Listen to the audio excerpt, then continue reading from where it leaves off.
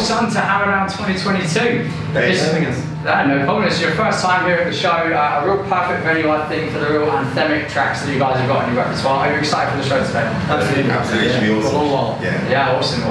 Look, I wanted to talk about the track Blame. That's probably my favourite song from you guys so far. First of all, what was the inspiration behind the lyrics now? It's a pretty dark song, like some pretty tough lyrical content there. Yeah, it's a big one. I mean, a lot of it is personal experience, Sure. but then also throughout the pandemic, although it felt like it came out at the right time.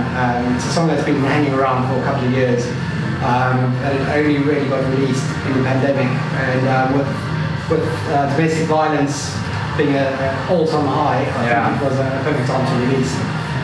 But yeah, it was partly personal experience and dealing with other stuff. But yeah. So I mean that kind of answers my next question then. So why, after such a long period of time? I mean, your album was 2013. There was a big old gap, right? And now we've got the singles coming out quite regularly. Now, was it the pandemic that made you guys go, actually, we need to get this thing back together? What was the catalyst for it? As a band, we go through different kind of change-ups, different things over the years. We had a slow process after the first album of getting some other stuff recorded. We got to a really nice stage where we got in front of some great magazines and we were doing really well. And then we had, unfortunately, a band breakup, as it happens in many bands. Of course, It's an amazing new lineup now. So then it takes time for that lineup to kind of sink into each other's groove. And then to start recording our new kind of, not new sound, but the new kind of feel. And then start recording really. So there's a bit of a time gap, and the next thing you know, as you well know, 7 years flies by and you're like, wow. But still, we're still very proud to still be trucking on strong and, to still be there as a unit, to still be able to rehearse and trying to get solid gigs. And, we were gigging to a great level before pandemic, and pandemic put a stop on all musicians. Also all musicians, and then to get that speed back up again, and very lucky to have this amazing producing, writing, bass player as well now, so he's got a little recording studio and space, and so that kind of time, it took a bit of time to kind of get all that together really, and now we can start speeding up the process of things. That's really exciting.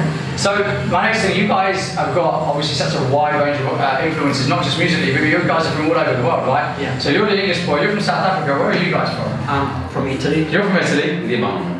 Really? Okay, so you're from Lebanon. So my dad actually grew up in Lebanon. Really? Yeah, seriously. We'll chat about that later. So where did you guys draw all your influences from? Because you've got such a broad range of stuff. Who are some of your biggest influences across the band? Britney Spears for me. Makes sense.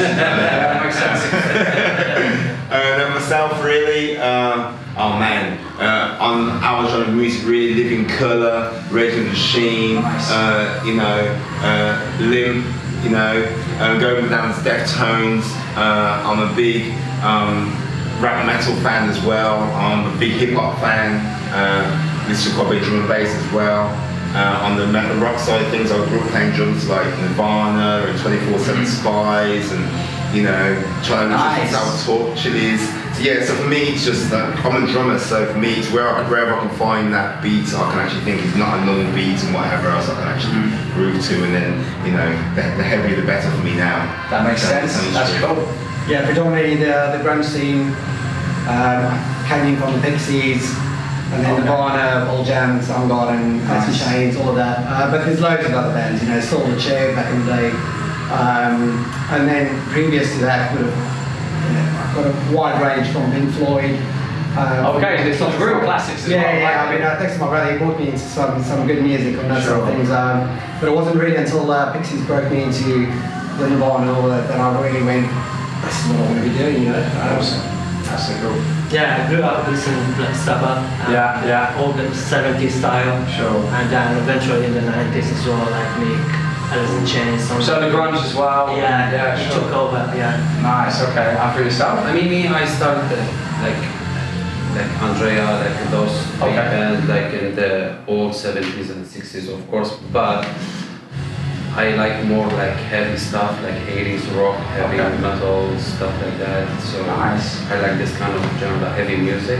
Okay, so then with Save Yourself, right? That's the latest release, that's the big single right now. Very, very different vibe to the last two tracks. So why was that the next song to come out? And what's the kind of vibe behind that song? every decent album needs a nice ballad. Yeah, for sure. Great answer. you know what I mean? So, we had Breathe beforehand, our ballad beforehand. Save Yourself is our ballad now. Still with kind of that edge of not being too soft as well. Yeah. I mean, a little bit slower pace, but still got a nice chunky, fat kind of edge to it as well, really. And then the lyrical based story behind it obviously is our lyrical master right here. Yeah. So, also again, I think with based on like a depression thing, whatever, Chris Cornell, Chester Bennington sort of was an inspiration there. It was sort of like hanging about, but as soon as that period came about, which was really sad for the music scene and for everyone in the rock metal scene, it's sort of call it inspiration, but I'm not sure if that's the right word for it, but they definitely inspired that song and what it's about. And I think the meaning behind it is that there's always lights at the end of the tunnel and always somebody to speak to, and that's the message behind the song. So again, I think it's quite deep, these songs that come out in the pandemic, but again, it's very much a reality at the moment, so 100% it is.